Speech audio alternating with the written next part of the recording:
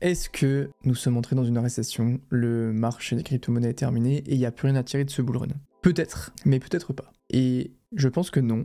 Et je vais essayer de vous expliquer pourquoi. Cette vidéo est en binôme avec la vidéo qui est sortie il y a 4 jours, où l'idée c'est de partir du principe qu'on est dans une zone où on n'en sait rien, et on peut juste faire des assertions, des suppositions. Donc il y a 4 jours, je vous ai parlé des arguments purement bearish de la situation, qui a clairement des très mauvais côtés, et dans cette vidéo, je vais essayer de vous montrer des faits qui peuvent aller dans la direction du fait que le bull run n'est pas terminé, et que le marché des cryptos n'a pas fini de nous donner ce qu'il doit nous donner dans cette année ou ce cycle. Donc, let's go. Les amis, il y a de plus en plus de hacks en crypto, d'arnaques, de phishing, etc. Et il faut une ledger, mais maintenant, on l'a vu il y a quelques temps, il faut aussi protéger son PC et son activité en ligne. Et pour ça, il vous faut un VPN. Il vous faut NordVPN. NordVPN, ça vous permet déjà de changer d'adresse IP pour accéder à du contenu à l'étranger que vous n'avez pas accès en France, les Netflix et compagnie à l'étranger. Perso, j'utilise quand je vais dans un autre pays, je peux pas regarder les matchs de Lyon et ça, c'est un vrai problème. NordVPN, on se met en France, let's go, on peut regarder. Pour l'aspect crypto, c'est aussi très important. Le VPN, il chiffre toute l'activité en ligne, il masse notre position, donc notre adresse IP, et les données sont invisibles. Ils ont une fonctionnalité que perso, j'utilise vraiment tout le temps, c'est la protection anti-menace pro, qui est toujours active, même sans connexion VPN. En gros, ils vont mettre en place une protection web, bloquer les sites web malveillants pour éviter le phishing, et ils vont stopper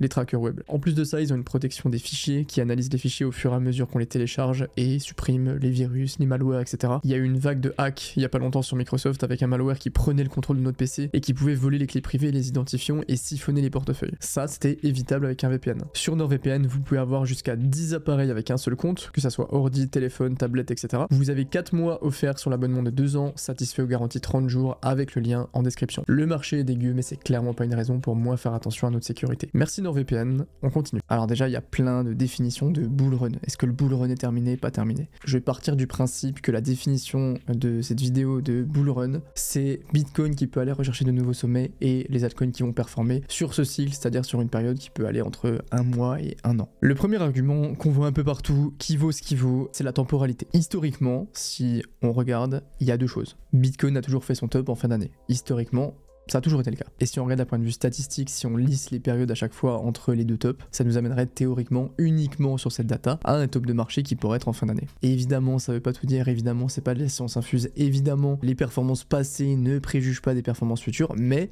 historiquement, ça s'est toujours passé comme ça. Et donc, même si c'est un argument qui est toujours un peu éclaté par tout le monde, je pense que c'est une erreur de l'ignorer. Et c'est juste bien de rappeler en tête que, d'un point de vue temporel, historiquement, statistiquement, on est toujours dans les clous. Voilà, c'est tout. Il n'y a pas de suranalyse à faire sur ça. Et si on est toujours dans les clous, on a largement le temps de voir revenir des potentielles politiques économiques qui sont accommodantes et un intérêt un peu plus gros pour les actifs à risque. D'ailleurs, en parlant de ça, l'une des politiques accommodantes qu'on veut, c'est un arrêt du quantitative tightening. Le quantitative tightening, c'est la Fed qui va revendre ses obligations ou qui va laisser ses crédits arriver à expiration pour retirer de la liquidité du marché. Et on le voit ici depuis 2022, le bilan de la Fed diminue parce qu'elle est en permanente quantitative tightening. Sauf que cette année pourrait bien être l'année où on arrête de retirer de l'argent de l'économie. La Fed dans son QT, elle a une méthode qui est plutôt basée sur laisser arriver les crédits à expiration. Du coup, les émetteurs des obligations qu'elle avait achetées devaient remprunter et elle gardait l'argent, et l'argent qui est dans la banque centrale n'est plus théoriquement à l'intérieur de l'économie. À la base, on était à 60 milliards par an qui étaient retirés de l'économie, on est passé à 25 je crois l'année dernière, et là on a réduit, on est passé de 25 milliards à 5 milliards par mois. Donc il y a moins de liquidité qui est retirée, mais il y en a toujours quand même. Sauf que le président de la Fed, Jerome Powell, il a dit dans un discours en 2022 que l'idée c'était de mettre en place du quantitative tightening et ensuite de le ralentir pour l'arrêter. Donc on a des rumeurs sur le fait que cette année, et peut-être même avant la fin du deuxième trimestre, on pourrait avoir un arrêt du quantitative tightening. On le voit avec le sondage de Polymarket qui est monté en pourcentage de chance. Bon, malheureusement il a été arrêté, donc on peut pas avoir l'estimation complète, mais selon pas mal d'experts, selon pas mal d'économistes, on pourrait avoir un arrêt complet du quantitative tightening avant le mois de mai-juin. Ça n'a pas non plus le même impact qu'une baisse des taux d'intérêt, mais c'est quand même symptomatique un peu d'un changement de politique économique et en tout cas de vision sur le long terme, en partant aussi du principe que tout est toujours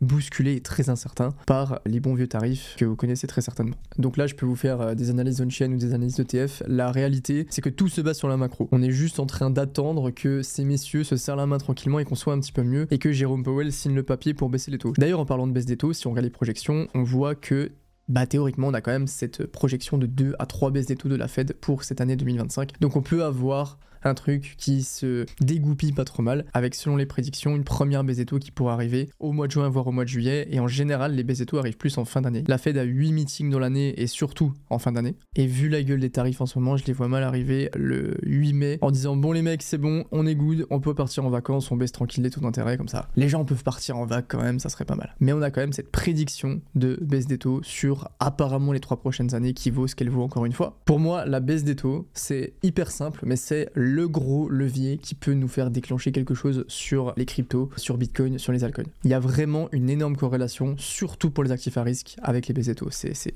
indéniable. Donc on attend, et on a toujours Jérôme Powell qui tient nos coronesses quand même, qui les tient comme ça, il fait un peu ce qu'il veut, il fait un petit tennis, ping-pong, tout type de sport de raquette. Petit point sur l'inflation, bon je pense que ce graphique vous en avez marre, hein, tout le monde commence à le montrer, mais l'inflation qui est quand même en chute depuis le début de l'année, on est passé de 3 à 1,3 selon Trueflation, on est en dessous des objectifs de 2% de la Fed. Alors à savoir que la Fed ne regarde pas le CPI mais le PCE, qui sont quand même des datas d'inflation différentes, mais bon bref, la tendance reste bonne dans cette direction d'inflation. Ce qui fait plutôt peur à tout le monde, c'est l'anticipation d'une potentielle réinflation à cause des tarifs. Petit point aussi sur le dollar US qui perd de plus en plus de force. Quand il est arrivé, Trump, le premier truc qu'il a dit, c'est le dollar est beaucoup trop fort, il faut qu'on lui fasse perdre de la force. Et au final, on peut quand même se poser la question des résultats de ce qu'avait annoncé Trump. Le moyen de le faire, les conséquences que les tarifs vont avoir, c'est un autre débat. Mais Trump, il a plus du tout la même économique de relance économique qu'il avait en 2017. En 2017, il est arrivé, il avait dit la même chose, le dollar est beaucoup trop fort, il a un plan très agressif, il mettait des réductions d'impôts, etc. Maintenant,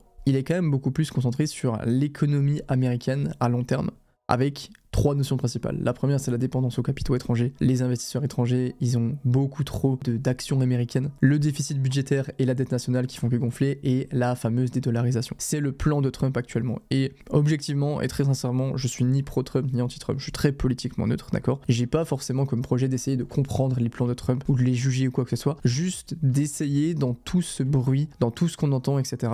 Perso, je pars du principe qu'il y a quand même beaucoup d'éléments qui nous dépassent dans tout ça, et que si on regarde certaines métriques, pas toutes, attention, certaines métriques, elles sont dans une direction qui est la direction qu'on attendait il y a quelques mois. Voilà. Pas besoin de plus, et ça peut être encourageant quand même pour la suite, et on peut quand même y voir certaines petites lueurs d'espoir. Ensuite, ce qui peut être intéressant, c'est de trouver un moyen qui nous permettrait de mesurer si les gens ont envie de risque dans leurs investissements, et donc de crypto, ou commencent à être un peu sur la défensive et préfèrent les placements un peu moins risqués. Et justement, les High Yield Bond Spread, je prends des cours d'anglais si vous l'avez pas remarqué, les OAS, ce que vous voyez ici, mesurent la différence, le spread, entre les obligations des entreprises à haut risque et les obligations d'État à 10 ans. Donc vraiment les obligations les plus risquées contre les obligations les plus safe, les obligations à 10 ans. Les entreprises à haut risque, c'est les entreprises qui notaient BB ou moins, donc qui ont de gros risques de défaut. Et en général, les gens qui investissent dessus, ils disent ok, on veut bien investir sur vos entreprises qui peuvent être un peu pétées, mais vu qu'on prend des risques, on veut maximiser nos gains, donc on veut des meilleurs rendements. Les bons du trésor, c'est l'inverse, les gens achètent ça en période de doute ou de peur pour se couvrir et pour s'éloigner au maximum du risque. Donc en gros, l'écart entre les deux va mesurer le risque supplémentaire que les investisseurs acceptent pour détenir des obligations d'entreprise risquées. En gros, plus c'est haut, plus ça veut dire qu'il y a de l'incertitude et que les gens n'ont pas envie de prendre de risques. Et vous voyez qu'on a eu des gros pics, forcément en 2008, en 2016 et à la crise Covid.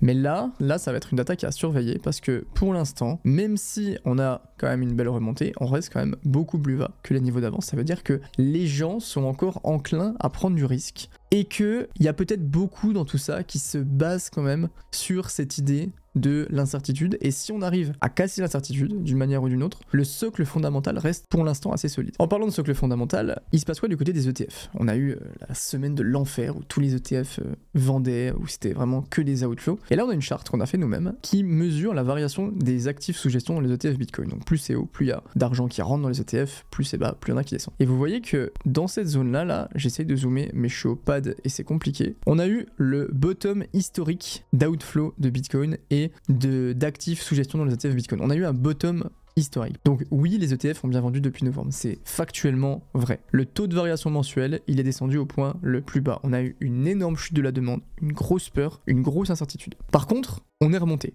Et on est remonté surtout vers le positif. Ça veut dire que la demande revient. Les investisseurs des ETF estiment objectivement qu'on est plus dans une période d'opportunité d'achat que l'inverse sur les ETF Bitcoin. On peut aussi se demander qui achète et qui vend chez les institutionnels. On le voit sur la ligne bleue, les ETF ont vendu entre mars et avril, ici. Par contre, regardez la ligne jaune là. Les entreprises publiques comme MicroStrategy, Marathon, Metaplanet ont par contre continué d'acheter. Donc autrement dit, les deux gros acteurs, à savoir les entreprises US et les ETF, qui ont amené le prix du Bitcoin au-dessus des 100K, sont tous les deux en train de percevoir les temps qu'on vit comme une opportunité et pas comme une fatalité. Et encore une fois, j'insiste sur le fait qu'on est dans une période d'extrême incertitude. Donc en gros, l'idée c'est juste de mettre en avant des faits et de comparer tous les faits qu'on a. C'est pour ça que vous voyez que j'ai un raisonnement peut-être un petit peu plus factuel et moins subjectif, parce que c'est vraiment l'idée, c'est d'accepter qu'on est dans ce genre de période-là. Pas une question de je me mouille moins, je prends moins de risques, etc. Même si pour le coup c'est vrai. Un autre graphe très intéressant, c'est celui que vous avez aussi sûrement vu passer, l'incertitude qui est à des niveaux historiquement très hauts. On est à des niveaux d'incertitude économique qui sont plus hauts que le Covid. C'est pour vous dire à quel point, peut-être qu'on s'en rend pas compte, enfin je sais pas comment vous le voyez, à quel point les gens sont dans une période d'incertitude énorme. Donc c'est pas une data qui est extrêmement agréable. Par contre on peut quand même en tirer du positif objectif, c'est que regardez, les gros spikes qu'on a en général redescendent très vite. C'est un fait, on a eu un gros spike au mois d'avril, on est redescendu très vite, on a eu un spike au mois d'octobre, au mois de décembre et au mois de janvier, on était beaucoup plus bas. Et c'est pareil pour tous les pics. Donc en gros, les spikes, les pics de l'incertitude redescendent extrêmement vite. Et pour l'instant l'incertitude c'est le gros truc qui bloque actuellement les marchés. C'est l'incertitude à partir des tarifs qui, même si c'est une situation qui est très délicate, peut se résoudre assez rapidement, en quelques semaines, en quelques mois. Et par contre, j'ai la sensation qu'une fois qu'on a levé l'incertitude, les choses sont pas si dégueulasses en fait. Cette histoire de tarifs est très néfaste pour les marchés financiers, c'est un fait complet. Par contre, si on arrive à lever cette incertitude, et c'est pas dit qu'on le fasse, mais si on arrive à le faire, on peut avoir une sorte de domino dans le bon sens avec les bonnes nouvelles qui sont repricées. Et on reprend cette bonne vieille charte de la Global Liquidity, qui est la charte qui était le plus à la mode au mois de mars. Là en ce moment c'est plus les tarifs, mais vous avez vu qu'il y a des modes quand même dans les créations de contenu, c'est quand même intéressant. Et on voit deux choses. Regardez, on a eu cette grosse montée, regardez la charte bleue, et quand on était là, maintenant regardez la charte noire, c'est que quelques mois après qu'on a commencé la montée. On a un décalage entre la Global Liquidity et Bitcoin, le temps que l'argent se déverse dans l'économie. Et deuxième chose quand même très intéressante, c'est cette charte là. C'est que depuis octobre 2023, on a une Global Liquidity qui ne fait que de monter. Et ça, c'est extrêmement bon signe parce que la liquidité, et encore une fois, il y a une grosse vidéo qui arrive là-dessus, la liquidité drive tout.